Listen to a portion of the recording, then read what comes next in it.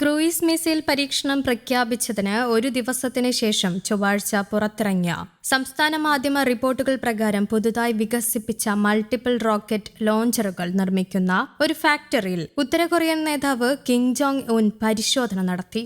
ആയുധങ്ങളുടെ വിനാശകരമായ ശേഷിയെ പ്രശംസിച്ചു. വിദേശ ഭീഷണികൾക്കെതിരായ പോരാട്ട സന്നദ്ധ പ്രകടിപ്പിക്കുന്നതിനായി 2 തന്ത്രപ്രധാന ദീർഘദൂര ക്രൂയിസ് മിസൈലുകൾ പരീക്ഷിച്ചതായും പ്യോങ്യാങ് പ്രഖ്യാപിച്ചിരുന്നു. ഇതിന് പിന്നാലെയാണ് കിമിന്റെ സന്ദർശനമുണ്ടായത്. ഉത്തര കൊറിയയുടെ മിസൈൽ പ്രോഗ്രാമിലെ മുതിർന്ന ഉദ്യോഗസ്ഥരോടൊപ്പം പുതിയ ആയുധ സംവിധാനം തന്റെ സൈന്യത്തിന്റെ പ്രധാന ആക്രമണ മാർഗമായി വർത്തിക്കുമെന്ന് കിം പറഞ്ഞതായും കൊറിയൻ സെൻട്രൽ ന്യൂസ് ഏജൻസികൾ റിപ്പോർട്ട് ചെയ്തിരുന്നു. ഉയർന്ന കൃത്യതയോടെയും വിനാശകരമായ ശക്തിയോടെയും പെട്ടെന്നുള്ള ആക്രമണത്തിലൂടെ ശത്രുവിനെ ഉന്മൂലനം ചെയ്യാൻ കഴിയുന്നതിനാൽ മൾട്ടിപ്പിൾ റോക്കറ്റ് സംവിധാനത്തെ അതിശക്തമായ ആയുധ സംവിധാനം എന്നാണ് അദ്ദേഹം വിശേഷിപ്പിച്ചിരിക്കുന്നത്.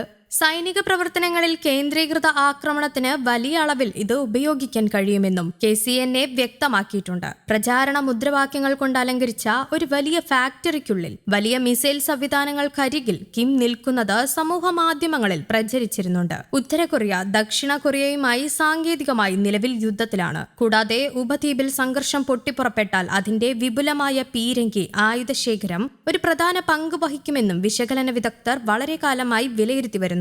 ദക്ഷിണ കൊറിയൻ തലസ്ഥാനമായ സിയോൾ പോലുള്ള പ്രധാന ജനവാസ കേന്ദ്രങ്ങൾ ലക്ഷ്യമിട്ടാൽ ഉത്തര കൊറിയൻ പീരങ്കി സംവിധാനങ്ങൾക്ക് 1 മണിക്കൂറിനുള്ളിൽ 10,000 പേരുടെ ജീവനാണ് നഷ്ടപ്പെടുന്നതെന്ന് ചില പഠനങ്ങൾ പറയുന്നു.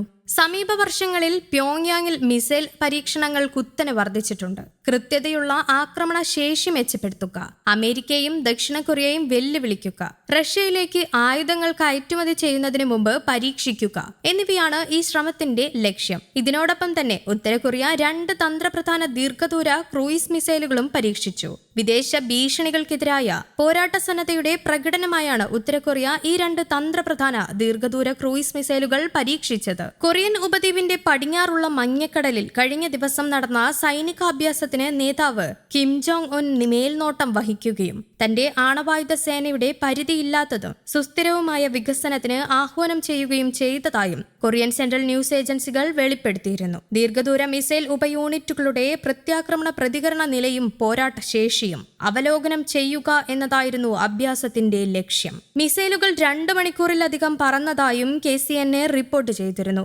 മിസൈലുകൾ വിക്ഷേപിക്കുകയും ലക്ഷ്യത്തിൽ പതിക്കുകയും ചെയ്യുന്നതിന്റെ ഫോട്ടോകൾ സംസ്ഥാന മാധ്യമങ്ങൾ തന്നെയാണ് പങ്കിട്ടത്. തലസ്ഥാനമായ പ്യോങ്യാങ്ങിനടുത്തുള്ള സുനാൻ പ്രദേശത്ത് നിന്നാണ് മിസൈലുകൾ വിക്ഷേപിച്ചത്. പ്യോങ്യാങ് എക്കാലത്തെയും പോലെ അവരുടെ എല്ലാ ശ്രമങ്ങളും സംസ്ഥാന ആണവ പോരാട്ട സേനയുടെ പരിധിയില്ലാത്തതും സുസ്ഥിരവുമായ വികസനത്തിനായി നീക്കിവെക്കുമെന്നും ഉത്തര കൊറിയൻ നേതാവ് പ്രതിജ്ഞയെടുത്തു.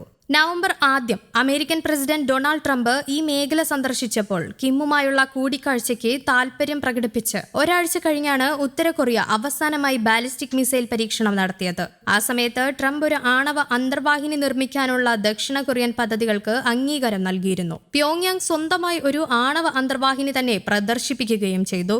സയോളിന്റെ സുരക്ഷയെയും സമുദ്ര പരമാധികാരത്തെയും ഗുരുതരമായി ലംഘിക്കുന്ന ഒരു ആക്രമണ നടപടിയായി പ്യോങ്യാങ് കാണുമെന്നും കിങ് പറഞ്ഞു. സമീപ വർഷങ്ങളിൽ ഉത്തര കൊറിയ മിസൈൽ പരീക്ഷണങ്ങൾ ഗണ്യമായി വർദ്ധിപ്പിച്ചിട്ടുണ്ട്. കൃത്യതയുള്ള ആക്രമണശേഷി മെച്ചപ്പെടുത്തുക, അമേരിക്കയും ദക്ഷിണ കൊറിയയും വെല്ലുവിളിക്കുക, റഷ്യയിലേക്ക് ആയുധങ്ങൾ കയറ്റുമതി ചെയ്യുന്നതിന് മുമ്പ് പരീക്ഷിക്കുക എന്നിവയാണ് ഈ നീക്കത്തിന്റെ ലക്ഷ്യം. 2019 ട്രംപുമായുള്ള കിമിന്റെ ഉച്ചകോടി ആണവ നിരായുധീകരണത്തിന്റെയും ഉപരോധ ഇളവുകളുടെയും പരിധിയിൽ പരാജയപ്പെട്ടതിനു ശേഷം പ്യോങ്യാങ് സ്വയം ഒരു തിരിച്ചറിയാൻ കഴിയാത്ത ആണവരാഷ്ട്രമായി മാറിയെന്ന് ആവർത്തിച്ച് പ്രഖ്യാപിച്ചിരുന്നു. റഷ്യയുമായുള്ള ബന്ധം കൂടുതൽ ആഴത്തിലാക്കുന്നതിലൂടെയും ആയിരക്കണക്കിന് സൈനികരെ തങ്ങളുടെ സൈന്യത്തോടൊപ്പം പോരാടാൻ അയച്ചതിനു ശേഷം മോസ്കോയിൽ നിന്ന് നിർണായക പിന്തുണ നേടുന്നതിലൂടെയും കിമ്മിന് വളരെയധികം ധൈര്യം ലഭിച്ചു. News desk Kerala Kaumudi.